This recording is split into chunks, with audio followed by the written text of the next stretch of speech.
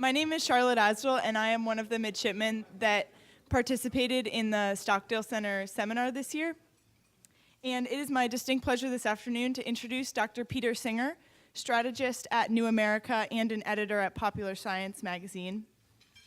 Dr. Singer is one of the most influential voices in innovation, defense, cybersecurity, and robotics, in addition to being an award-winning author, including New York Times bestseller, Wired for War, and my personal favorite, Ghost Fleet, hoping to get mine signed this afternoon. But we are so fortunate to have Dr. Singer join us today, such a highly regarded expert in his field. So please join me in welcoming Dr. Singer.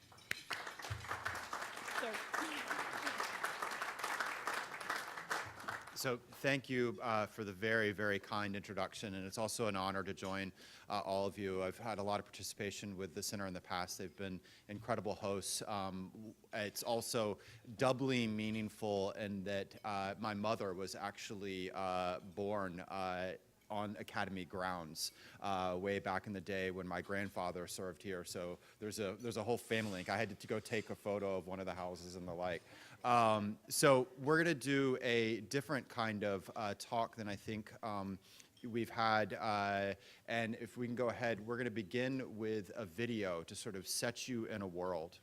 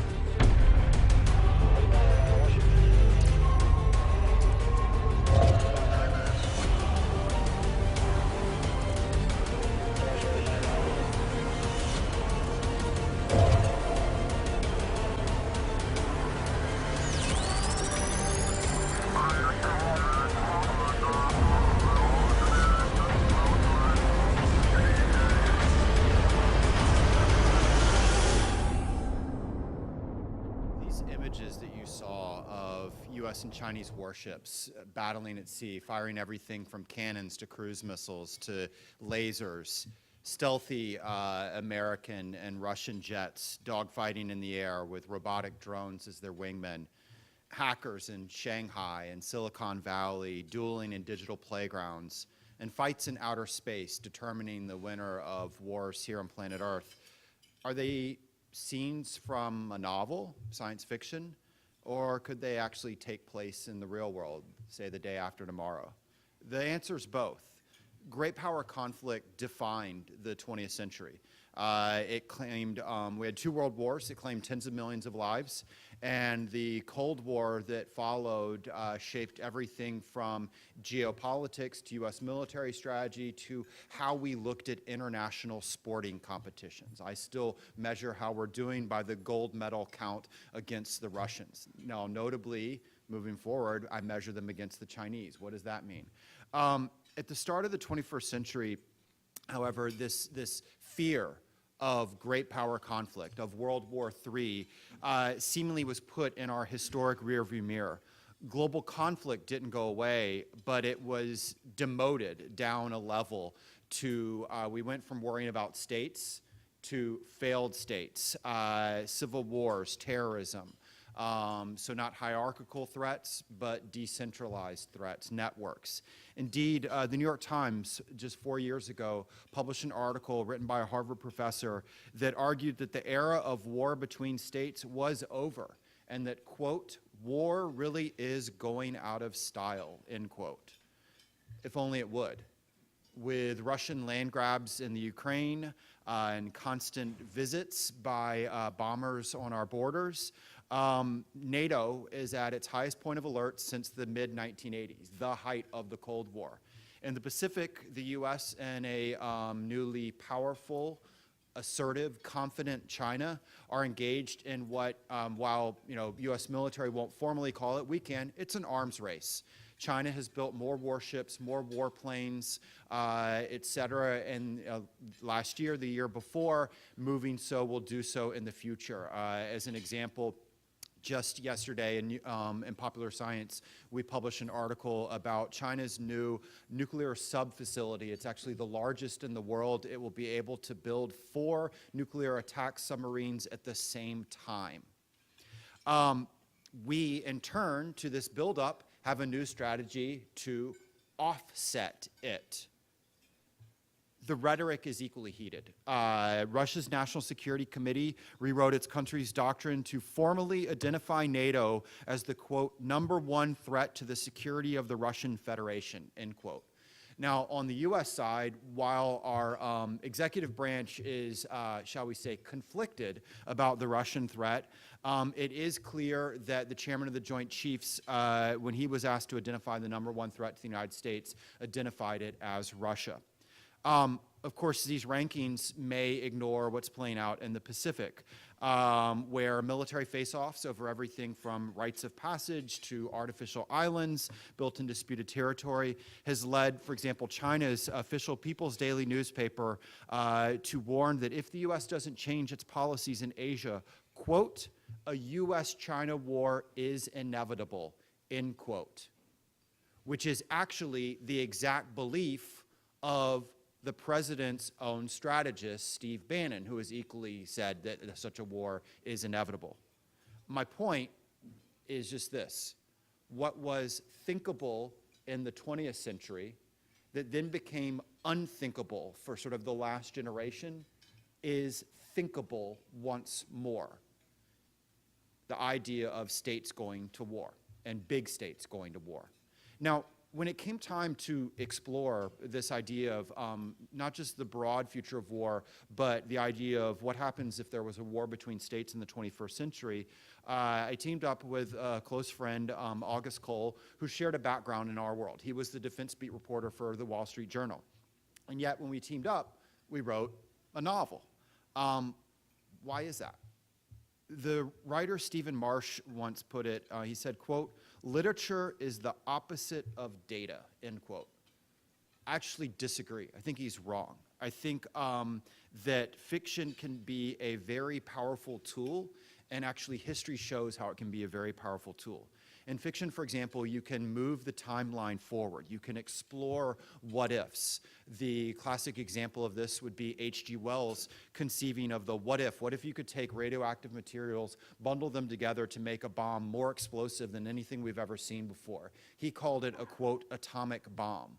The idea was not to explore, how to build the bomb, but what would be the ramifications of a bomb that could level an entire city.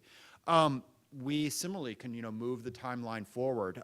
So as I mentioned, Chinese warship building is on an incredible pace, and not just in the number of ships, but also in the quality, the capability. So by 2030, according to the U.S. Naval War College, China's Navy will have 415 warships.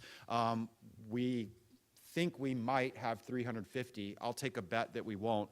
But China's 415 ships will include 4 aircraft carriers and 99 submarines. What would this be for a U.S. Navy officer, including some of the in the room, who will be in Pacific Fleet at that time? How will their experience be different facing that different kind of balance of power? Another thing fiction can do is it can warn of a looming danger. My favorite illustration of this would be actually the story Danger, which was written by Arthur Conan Doyle. In the spring of 1914, Arthur Conan Doyle publishes a story about a future war between Great Britain and an unnamed continental power. Everyone knows he's really talking about Germany. And in the war, that power uses the recent science fiction technology of submarines not to face off against the battle fleet of dreadnoughts, but instead to carry out a blockade of civilian shipping that very nearly brings Great Britain to its knees. Now, what's fascinating is how the Royal Navy responded to this fiction. they mocked it. And in fact, one admiral went public to note that this idea was absurd, that Conan Doyle should go back to writing fiction of mystery novels, not war stuff, because it's not just that submarines wouldn't be useful against dreadnoughts, but more important, no navy would so violate the laws of war to use submarines against civilian shipping. In fact, he wrote that if a submarine captain attacked civilian shipping, their own navy would line them up against a wall and shoot them for so violating the laws of war. We, of course, know that that's not actually what played out in World War I, both in terms of the importance of submarines, but also how they were used. What I think is interesting for us is then to play that forward and apply it to U.S. dilemmas. We're literally right now on almost exactly the 100-year anniversary of this, we're so shocked and horrified by Germany's violation of the laws of war and humanity, how it's carrying out unrestricted submarine warfare, that it's part of the reason of why we enter World War I. And it's part of our story as a rise to a great power. Move the timeline forward. December 7th, 1941.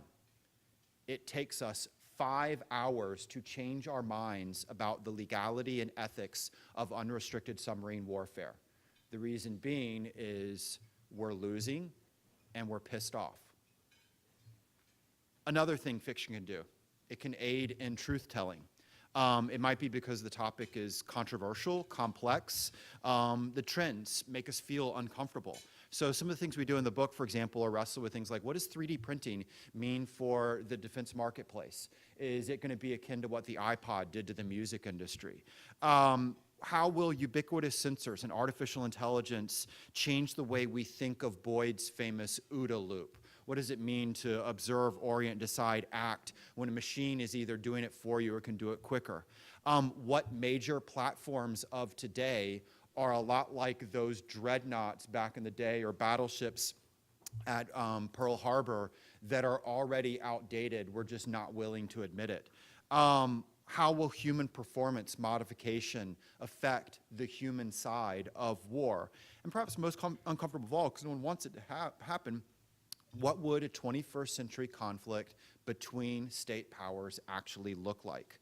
Another thing fiction can do is allow you to hit core human themes.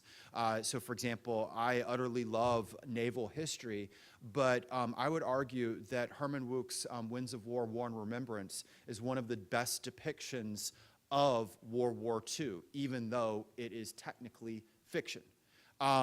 Similarly, Admiral Stavridis, former head of NATO, has said if you want to understand Putin, don't read the SIGINT reports that he received at the highest levels. Instead, he put together a list of 5 Russian literature novels.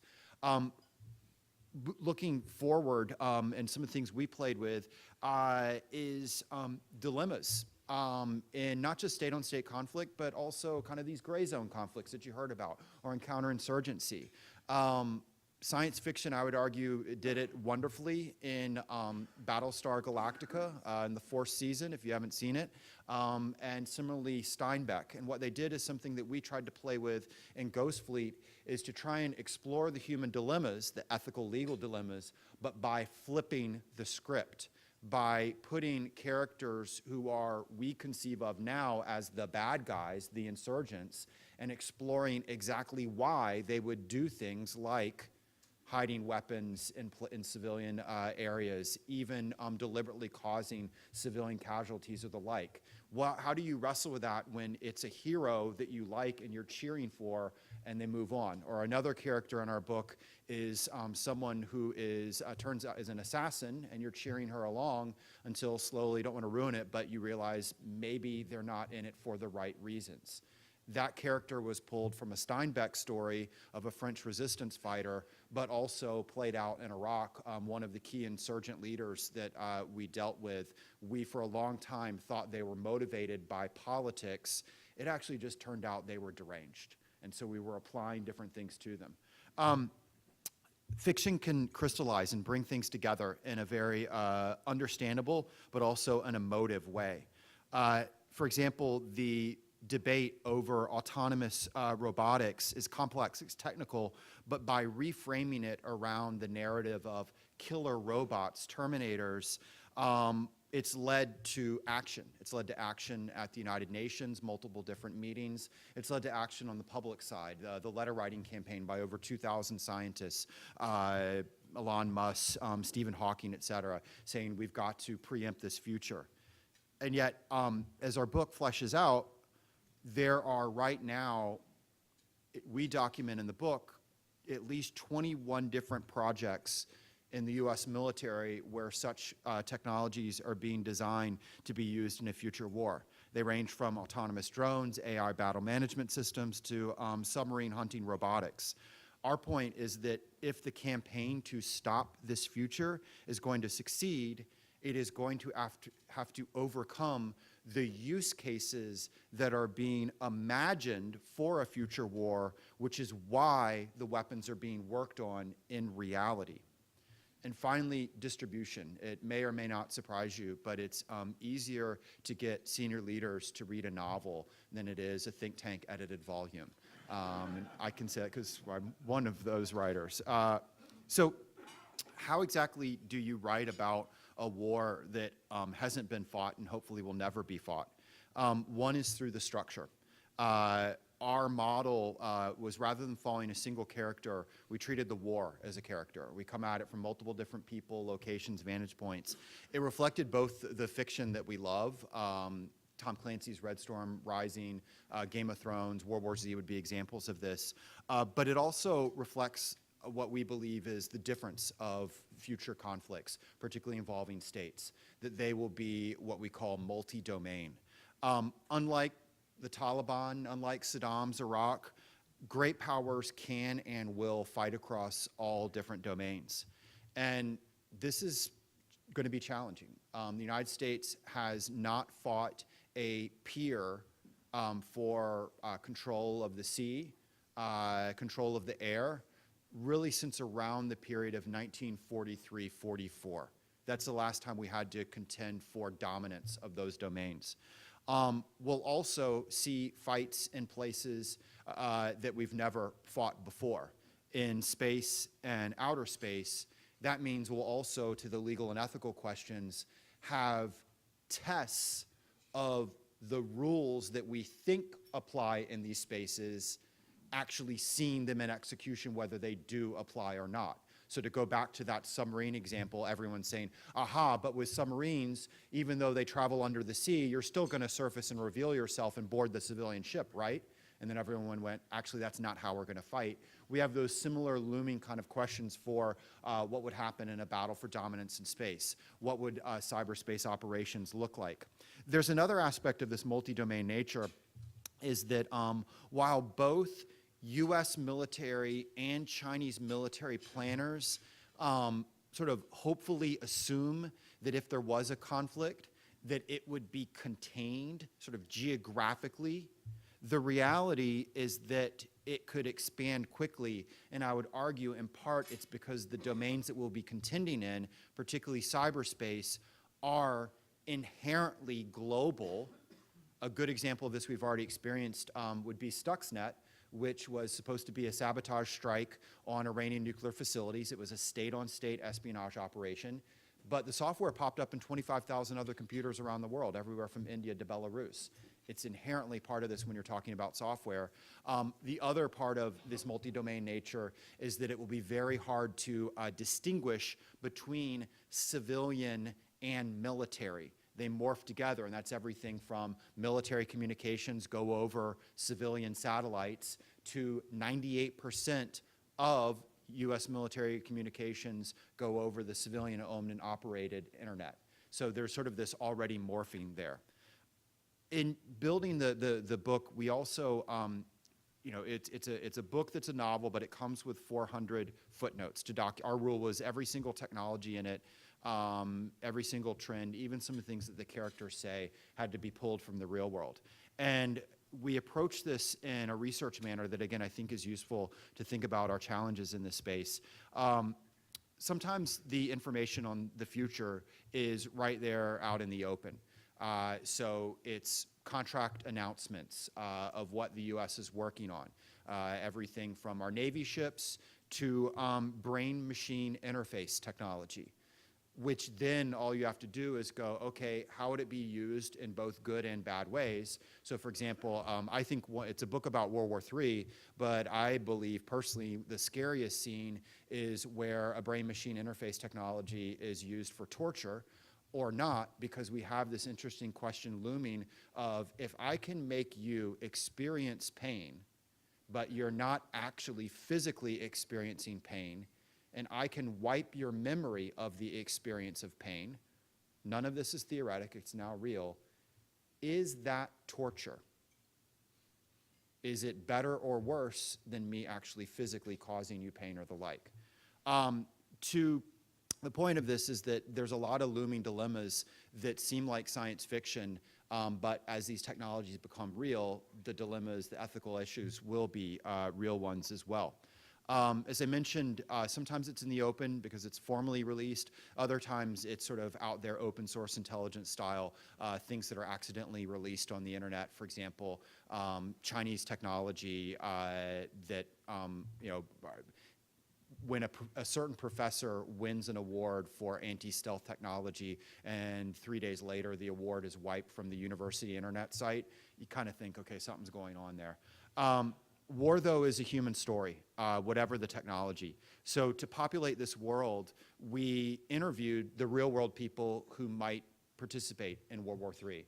And I think a key here is that it was both ones that are obvious, that we like to assume, U.S. Navy ship captains, special operations, Chinese generals, but also to recognize that it would involve a breed of players that weren't participants in the last time major powers got into wars.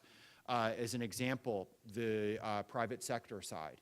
The last time we had state-on-state conflict, Detroit was the arsenal of democracy, and there was kind of no question that they worked for us, right? We made our own gear.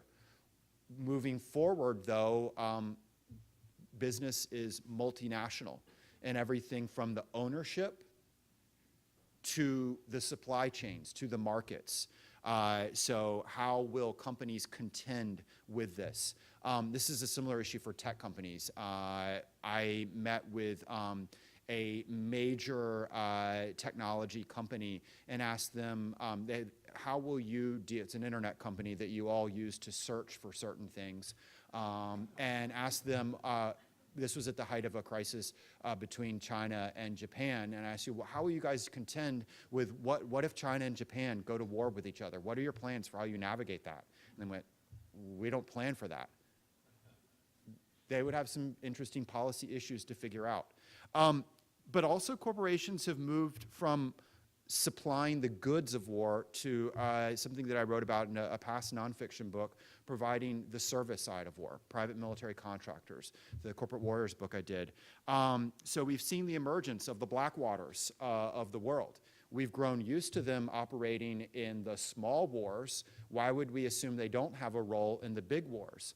What's interesting is, relevant to Blackwater, is Eric Prince has recently thrown us a fascinating little wrinkle on that, given the fact that his new endeavor is working directly for Chinese financial interests. The nervous system of the modern military and economy runs through the internet, so it also offers up a very different set of characters than we assume. You have people who are formally in the military cyber warriors at Cyber Command, Chinese Third Department, but you also have people serving in cyber militia, Chinese university students, to people working in non-state hacktivist collectives. I don't know exactly what an anonymous would do in a future war, but I think I can confidently assume they're not going to sit it out. The benefit that you get from exploring the people side is that you add flesh. You add flesh to the nonfiction and the fiction elements. As an illustration, an Air Force pilot talked us through what a 21st century dogfight might look like. What moves would he pull if he had a J-31 on his tail? But he also talked us through how he would feel about serving in the same airspace with a robotic wingman, which again is not science fiction. That's the Air Force's own strategic plan. But how he feels about it is why the Air Force is having such a hard time actually implementing its own strategic plan.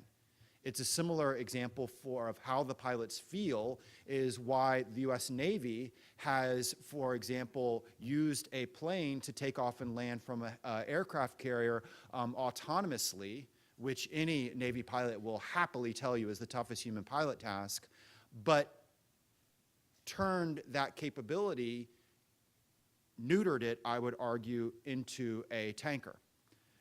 This idea of plans not working out as we often sort of expect in our policy strategy really reflects one of the underlying lessons of the book.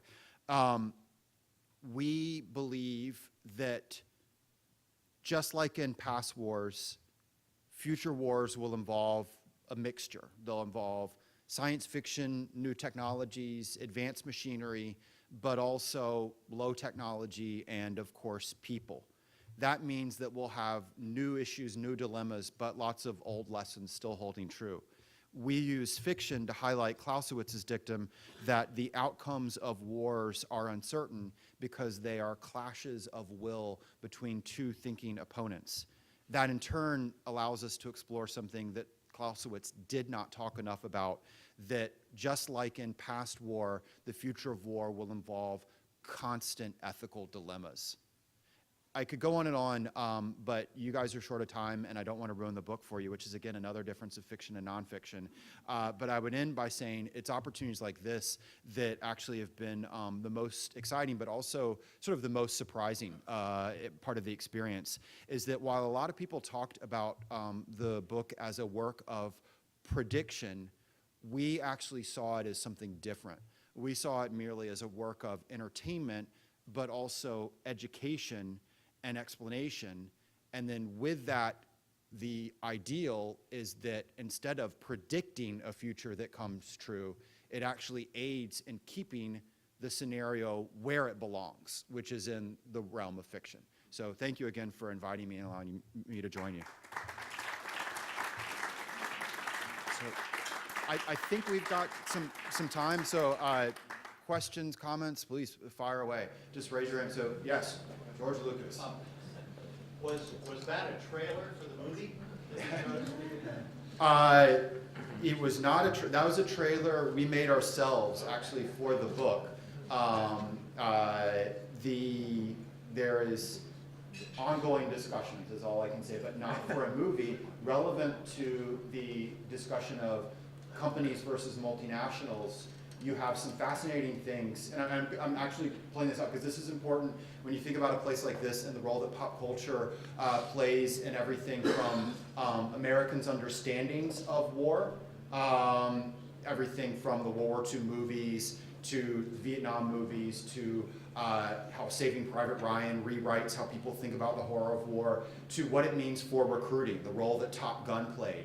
There's a shift going on in Hollywood, which is basically the Chinese market and Chinese investment money is key there. And the best illustration of kind of the change in the marketplace would be this last weekend. The new Fast and Furious movie came out. It made $99 million in the US market. It made $200 million in the Chinese market. If you are a Hollywood studio, what does that mean to you and the kind of movies you will make and how you will depict things like war or US military? Not so much in a negative light, but you will avoid certain topics because it might not be as valuable for you moving forward. So sorry to interrupt, but it's an interesting thing because, again, it connects to the ethics because that's how people learn about this stuff. So you can change the ending to that. Yeah. This has to do with Anonymous and its participation in war. My homework last night was to go and watch a little episode of Cyber War, the Canadian journalistic program. And it was on the division in Anonymous right now over the degree of cooperation. I think it's with the FBI, American government, but it's on information having to do with ISIS and ISIS recruitment. Anonymous, or at least half of the group, is supposedly helping. The other half is outraged that would do anything to show favoritism to any government. wondered if what you knew about that and how you perceived that kind of non-state actor operating in this arena as you into that. Sure. So one of the challenges of how we talk about anonymous is that it's often depicted as a group or organization, how we understand them. And we explored this as a chapter in the book I did, Cybersecurity and Cyber War, that sort of boils down on anonymous. And the key is to understand it as a collective. There's no central leadership. There's no kind of real organization. Essentially, there's sort of tiers of people. There's discussion boards. One of the ironies is that anonymous is almost completely out in the open. So we think of it as anonymous, it's not. Essentially, people post something on something that upsets them. Throughout the history of anonymous, it has almost always been about something that relates to internet freedom. That's actually led to kind of this conflicted take that the US has had towards anonymous, because sometimes it's going, the US government, I should be particularly specific there, sometimes in the defense of internet freedom, it goes after groups that we don't like, and other times it goes after groups that we do. So an example would be after WikiLeaks posts the Bradley Manning or Chelsea Manning videos and information, the US government tries to stop Visa and MasterCard from funding WikiLeaks, right, to ban people from being able to donate money. Anonymous says that's not right. People should be able to donate where they want, and so it kicks in. A different example, when we're happy about it, is when a authoritarian government tries to crack down on freedom of speech, and then we're kind of excited when they do that. Anonymous has gone after, a similar example would be when it went after Scientology. Everyone's like, why? What does that have to do with freedom of speech? There was a video that was online of Tom Cruise praising Scientology in a kind of much too enthusiastic manner. Scientology then tried to have that video taken down offline, and Anonymous said, you can't do that, you can't. So the point is, it's always been about freedom of speech in some way, shape, or form, and then someone posts it, says someone ought to do something about it, and then if enough of the collective says that's interesting, they announce we're gonna do ISIS. Here's what we're gonna do, everybody join in on April 21. So it's this kind of collective move towards it, and the result is that there's not sort of a clear overall, how we would describe strategy. It's just more sort of amorphous, and that also leads to these sort of back and forth on what's ethical or not. They would say it's ethical if enough of a crowd thinks that this is justified in defense of internet freedom, we ought to do it. It's kind of where are we on the side of it? This is played out relative to ISIS, where these DDoS campaigns and going after ISIS, both recruiting websites but enablers, there's this discussion sort of in general of these people are bad, we ought to limit their ability to talk and spread their message online, and then other people saying, actually, who decides who's bad, whose voice gets told out there? And we would say, well, the government decides that. And we'd be like, hold it, that doesn't feel right. And they would say, oh, it's the collective that decides it. But we go, hold it, that collective, is that representative of all internet users? Or is that just kind of the people who want to join the group? So it's this very interesting back and forth. But we, by trying to put it into 20th century structures, we kind of miss what's going on. Yeah. Do you have a sequel plan, or is there, and also, are there any things in Ghost Creek that you thought you got wrong, or that you should have included and didn't? So we're, at least right now, not doing a direct sequel in terms of kind of staying in the same world, but August and I both, we had so much fun doing it. It's an interesting, when you all work on writing projects together, you very rarely end up liking the other person better at the end of it. And we became closer friends at the end of it. So the book obviously sort of struck a chord. It's had policy impact. For us, we like the model rather than the staying in the world. So if you're thinking about like the techno-thriller parallel, we've had this conversation back and forth. There's the Clancy model where, other than Red Storm Rising, all his other books were all in the same world, and then you kind of had these strangeness of, of course my main character becomes president, and then his son, like that setup, versus the Michael Crichton model, which is sort of always taking a different issue and coming at it with new characters. We're more leaning towards the Crichton world model. What did we get wrong? What did we not do well? There's, certain aspects, like in the storytelling side, we would have loved to had been able to do more character development. This is, again, the back and forth of writing, and page limits, right? So there's not direct page limits in terms of the publisher doesn't say, this exact number, or like the way, you write an op-ed, it's got to be 800 words, no more. But there is a marketplace where if a book's longer, it's got to be thick enough that it's seen as valuable, but if it's too thick, it can be scary to people. And we had this big we had several storylines, extra storylines that were in there, and the publisher was like, no, you got to cut that. And they're like, it's going to be longer than 400 pages. And it's like, I pulled out actually one of Clancy's book and took a photograph of the last page. It was 736 pages long, and I emailed it to them, and they said, well, you're not Clancy yet, so. But so we had, I won't say kind of got wrong, like, I think it shortchanged certain parts of the story that we wanted to tell, certain characters that either would have been more fleshed out. The part that's been interesting, what we've gotten weird pushback on is the how dare you think that NATO wouldn't become involved in the conflict, or recently it was how dare you think South Korea wouldn't become involved in the conflict. And my pushback to that criticism is the scenario in the book is, in the 2020s, and in the book, again, not to ruin it, but the U.S. has just sort of lost the opening round of a war. It's not going well. So you think they're going to join in that conflict. Let's not use that scenario. Let's use tomorrow in the South China Sea, a clash starts. It's not gone bad, it's not gone poorly. Just there's a clash in the South China Sea.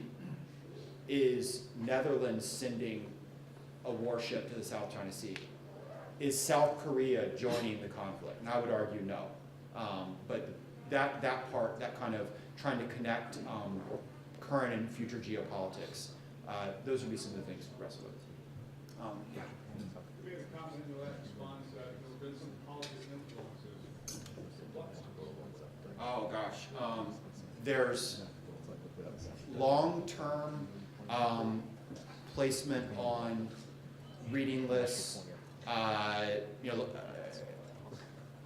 There's everything from kind of placement on reading lists and influencing people's perspectives to senior leaders that have all read it, to direct briefings. I've been able to brief the real world lessons from the book and some of the implications of it, to everything from inside the chairman of the Joint Chiefs, the tank, to the White House Situation Room, to personal retreats for everything from Pacific Command to U.S. Navy, Marine Corps. Sometimes they're big overall strategy. Other times it's very specific things like a study on hardware hack vulnerabilities in the supply chain. That was actually came out of someone reading the book and reading the scenario and going, could that actually happen? What can we do about it? And actually led to an investigation, which has then led to certain policy changes. Certain issues related to robotics, what we are going to buy versus what we're not going to buy. It's had those kind of influences. We could kind of go on and on. I think there's sort of small scale policy things where there's opportunities for you to engage and then inject your ideas. I think more usefully is just kind of dropping people into a framework and allowing them to envision a different kind of conflict, and particularly one where we wrestle with what would happen if we don't have overmatch, what would happen if an adversary went after our technology, vulnerabilities in the technology, and allowing people to kind of rethink that. Yeah. I don't think I'm giving too much away by saying, part of the focus of the book is operating in a world in which at least one of the countries there's been sort of disabled geospatial satellite capability. And I was talking to a former student of mine, actually who's a Marine Corps colonel now, was at the Naval War College. He said at least that the current assumption in at least a great power conflict is it's going to be in a comm-denied environment. Right? And so that suggests we need to be thinking about the other end of the technological spectrum as well. I know the Naval Academy, for instance, has recently revived celestial navigation in the curriculum, and I assume it's with an eye to that. Could you talk a little bit about what that might be? Sure. So this is one of the other policy impacts is it helped impel certain training exercises that played with that idea of what would happen if some portion of comms or more broadly GPS or the like goes down. And there's the other part of this is there's always sort of the assumption that it's either I have pristine all the bandwidth that I want or zero bandwidth, and I'm thrown back into the way it was in 1914. And instead, the likelihood is probably kind of somewhere in between.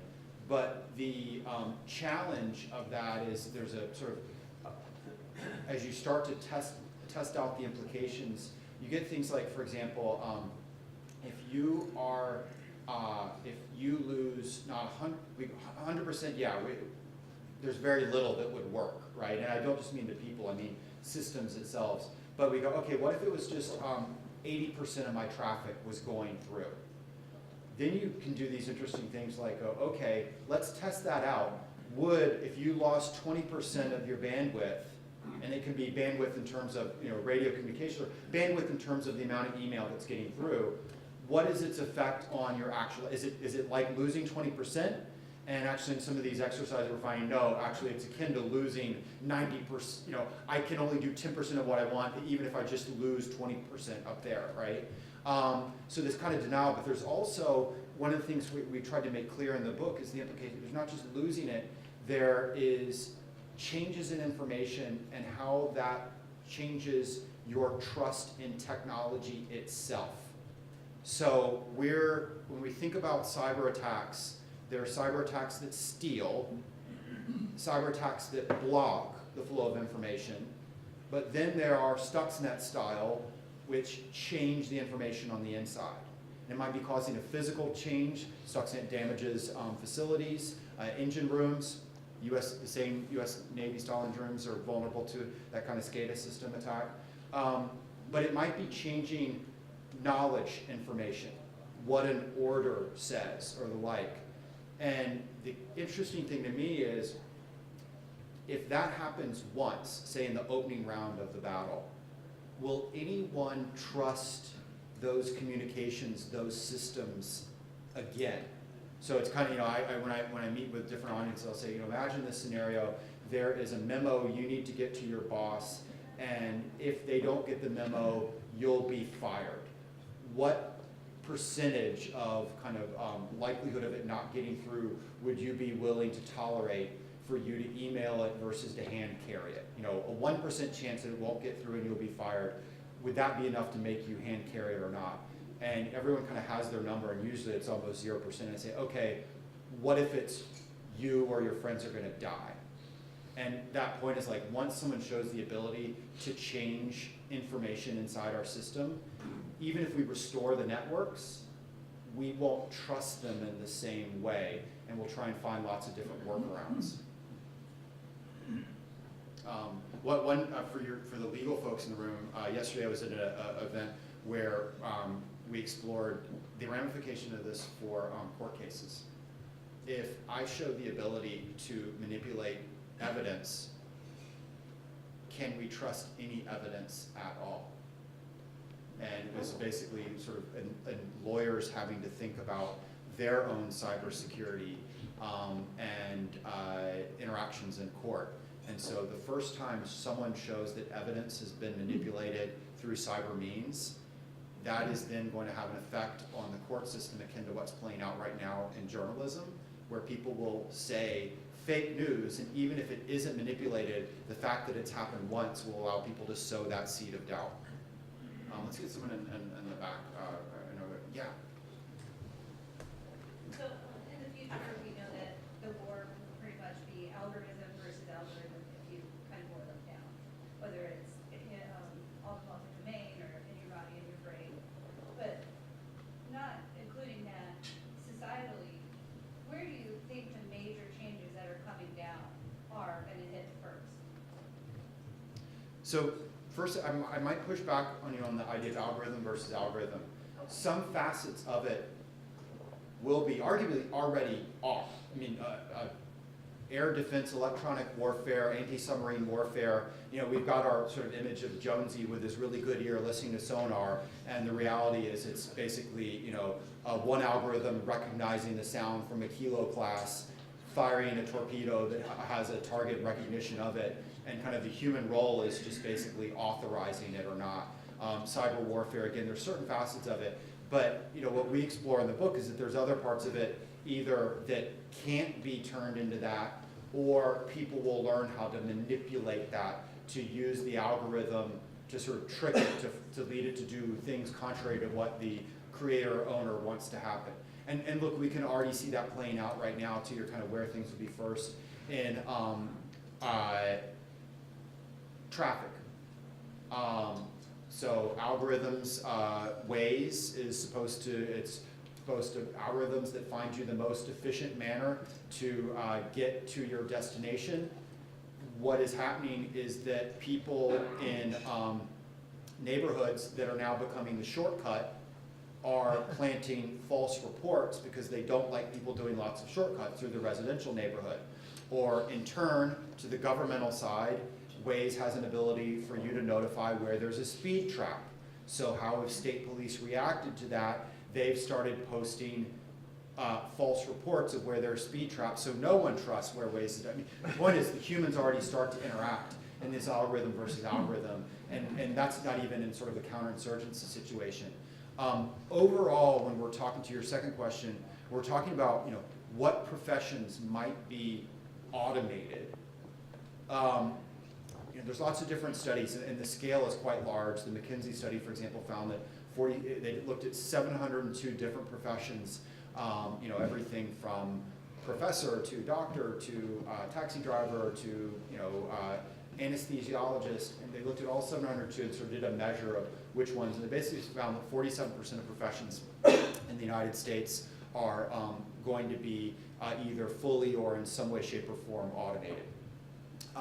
And some are fully ones, it's kind of obvious, a truck driver. We've already seen 18-wheelers automated. Other ones, it'll be certain facets of it. So to go back to that law ethical example, lawyers, we've already seen massive amount of automation of everything from certain white shoe elements. So like Goldman Sachs has started to automate contract review, and the work that they would have billed out for 30,000 billable hours to lawyers has been automated. To the other end of the legal field, the Do Not Pay app, which is basically an app that contests traffic tickets, and it has a 50% win rate. So the point isn't that we won't have any lawyers in the future. It just means if you've eliminated 30,000 billable hours for high-end lawyers, and you know people can now go to this app instead of another low-level, cheap human lawyer, we're not going to need as many lawyers anymore.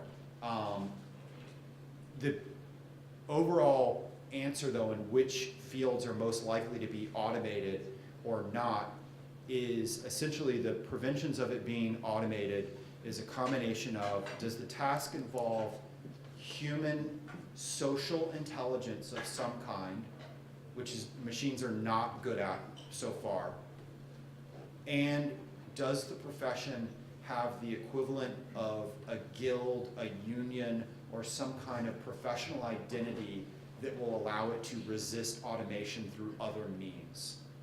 And look at the military, you can quickly kind of, again, what are tasks within the military that involve precision versus not human intelligence, but social intelligence versus not, and which parts of the military have strongest guilds, and those are the ones that will resist. And so you get this interesting irony. There may be tasks that are, Marine Corps in general, he's just said over here, but that's where you get these interesting things where roles that might be easily automated, if they have a strong guild, they're most resistant. So we can kind of see that playing out in like naval air or the submariner community.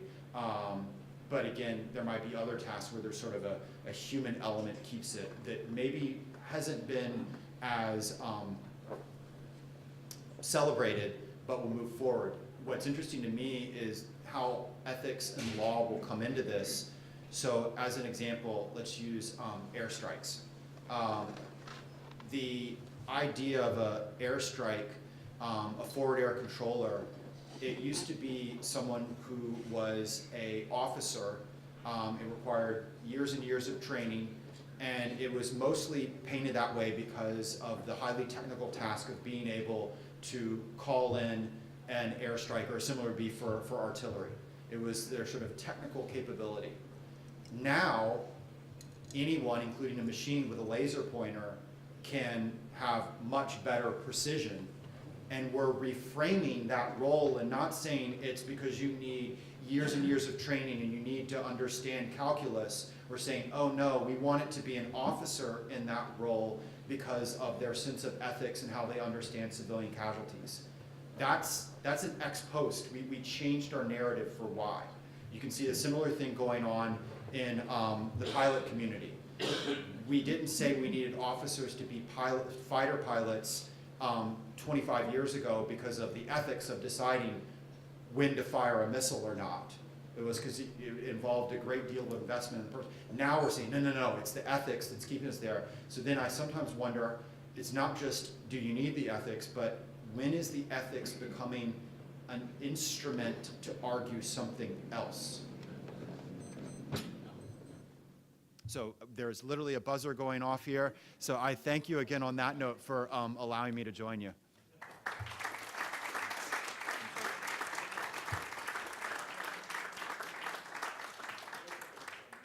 I'd like to thank Dr. Singer for joining us today, and on behalf of the Stockdale Center, we have a small token of our appreciation.